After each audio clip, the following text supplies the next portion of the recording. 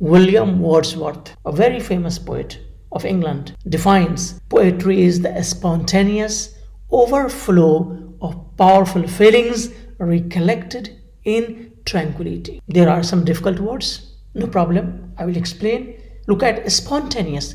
Spontaneous means natural, something coming out itself without a lot of effort. Overflow means full of. Recollected means you recollect something, means bring back to your memory. In tranquility, tranquility means peace. According to William Wordsworth, he says, what is poetry? He says that poetry is the spontaneous overflow of powerful feelings. Look here, poetry is something that comes naturally, that happens naturally, that is created itself. You cannot create poetry by way of thinking or by way of making a lot of effort and so on and so forth. No, if poetry has to happen, it must happen naturally, spontaneously, without being so much conscious of what you are writing about.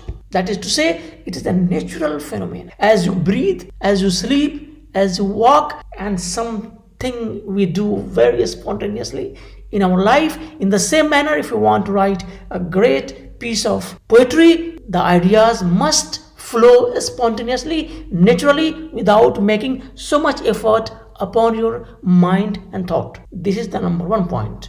Second point, powerful feelings. As a poet, as a person, if you don't have powerful feelings about something, about an event, about a situation, you cannot express at all very, very passionately. Recollected in tranquility. William Wordsworth says that, look, all ideas are not important for poetry. Only a spontaneous overflow of powerful feelings is not important. What is more important is that all those powerful feelings must be recollected, must be brought back to memory in peaceful moments of time.